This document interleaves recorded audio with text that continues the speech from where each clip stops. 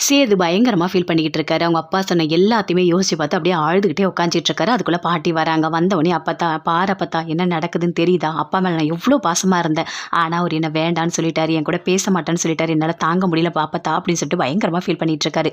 "ஏன்டா சேது இதெல்லாம் ஒரு விஷயமா? உங்க அப்பாக்கு உன்கிட்ட பேசாம இருக்கவே முடியாது. நீ தான் அவனுக்கு உலகம். ஏதோ கோவத்துல இருக்கான். 1 நாள் 2 நாள் போகட்டும். கண்டிப்பா அவன் மாறுவான்" அப்படின்னு சொல்லிட்டு பாட்டி சொல்றாங்க. அப்படியே ஃபீல் பண்றாரு சேது. "இல்ல அப்பத்தா, நான் தமிழ கூட சுத்தமா மதிக்கவே இல்ல. ஒரு கால் தூசி கூட நான் மதிக்கவே இல்ல. இதெல்லாம் அப்பாக்கு தெரியும் தானே!" அப்படின்னு சொல்றாரு.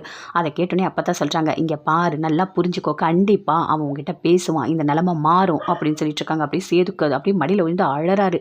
அப்படியே இப்ப ஆறுதல் சொல்லிட்டு இருக்காங்க. பாட்டி பயங்கரமா ஃபீல் பண்ணிட்டு இருக்காரு. பாஸ் வேலை செய்ற இடத்துக்கு போறாரு. அங்க எல்லாருமே சேர்ந்து காசு வேணும்னு சொல்லிட்டு கேட்டுட்டு இருக்காங்க.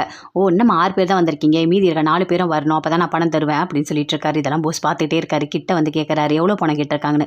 "மொத்தம் 2,00,000 வருது" அப்படின்னு சொல்றாரு. "எனக்கு ரூ. 2,00,000 பணம் குடு. மாத்தி கணக்கு எழுது" அப்படின்னு பாஸ் சொல்றாரு. "ஐயோ! மாட்டிக்க போறோம். இத்தன நாள் இத தானே பண்ணிட்டு இருந்தோம். மாட்டுனா பார்த்துக்கலாம். சரியா?" அப்படின்னு சொல்லிட்டு பாஸ் ரூ. 2,00,000 பணம் வாங்கிட்டு போறாரு. அப்படியே யோசிக்கிறாரு அந்த காந்தாவூரு. "என்ன இவன் இப்படி பண்ணிட்டு இருக்கான்? இவர போய் நம்பி எல்லா வேலைக்கும் விட்டுருக்காங்க" அப்படின்னு சொல்லிட்டு ரொம்ப ஃபீல் பண்ணிட்டு இருக்காரு. பணத்த வாங்கிட்டு போறாரு. சந்தோஷமா போயிட்டு நல்லா கிஃப்ட் வாங்குறாரு. வாங்கிட்டு அங்கேருந்து நந்தினிய பார்க்க போறாரு. நந்தினி வந்தவுடனே இப்படி கோவமா இருக்காங்க. "என்ன நந்தினி, எனக்கு முன்னாடியே நீ வந்துட்டியா? உனக்காக தான் நான் வெயிட் பண்ணிட்டு இருக்கேன்" அப்படின்னு சொல்றாரு. அப்படியே பார்க்குறாங்க. "நந்தினி, உனக்கு ஒண்ணு தெரியுமா? நீ தான் எப்பவுமே எனக்கு பெரிய கிஃப்ட் நல்லா காஸ்ட்லியா குடுப்ப. இப்ப பார்த்தியா உனக்கு நான் காஸ்ட்லியா கிஃப்ட் வாங்கியிருக்கேன். இந்தா புடி.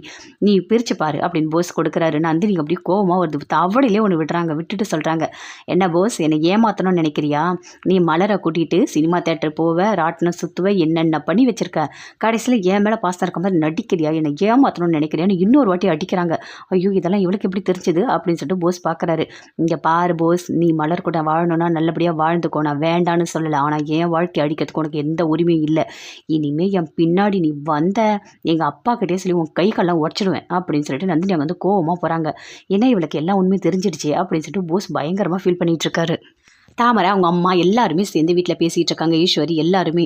"பார்த்தீங்களா? அதுவும் அவன் கடை வச்சு குடுத்துருக்கான். அதுவும் ஹோட்டல் வச்சு குடுத்துருக்கான். எவ்ளோ லாபம் வரும் தெரியுமா? ஒரு நாளைக்கு நெறைய பணம் வரும்" அப்படின்னு சொல்லிட்டு தாமரை, அவங்க அம்மா எல்லாருமே சேர்ந்து பேசிட்டு இருக்காங்க. "ஆமா, ஆமா. அந்த கடைய இன்னும் கூட நல்லா தான் போயிட்டுருக்கு. எவ்ளோ வருமானம் வரும்னே தெரியல. கண்டிப்பா அந்த கடைய ஏதாவது நம்ம பண்ணணும்" அப்படின்னு ஈஸ்வரி சொல்றாங்க. அப்ப தாமரை சொல்றாங்க, "கண்டிப்பா பண்ணலாமா?" தாமரையோட அம்மா சொல்றாங்க, "இல்ல அங்க ஒரு ரவுடி இருக்கான்ல, அவனுக்கு நீ ஃபோன் பண்ணு. ஃபோன் பண்ணி அந்த கடைக்கு போயிட்டு அந்த கடை எல்லாத்தையும் அப்படி அடிச்சு உடைக்க சொல்லு" அப்படின்னு சொல்றாங்க. சரிம்மா, நான் ஃபோன் பண்றேன்" அப்படின்னு தாமரை ஃபோன் பண்றாங்க. "இங்க பாருங்க, அங்க ஒரு ஹோட்டல் இருக்கு. அந்த ஹோட்டல ஃபுல்லா அடிச்சு நொறுக்கிடுங்க" அப்படின்னு சொல்றாங்க. இது எல்லாமே அப்படியே மலர் கேட்குறாங்க. கேட்டோனே ஷாக் ஆகுறாங்க. ஐய்யயோ!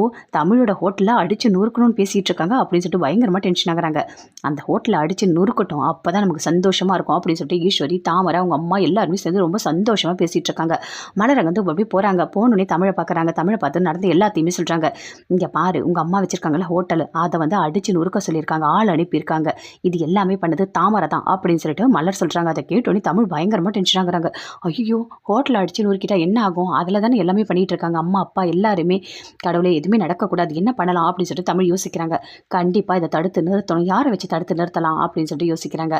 போஸ வச்சு தடுத்து நிறுத்தலாமா அப்படின்னு பார்க்குறாங்க. இல்ல நாமளே போலாமா அப்படின்னு.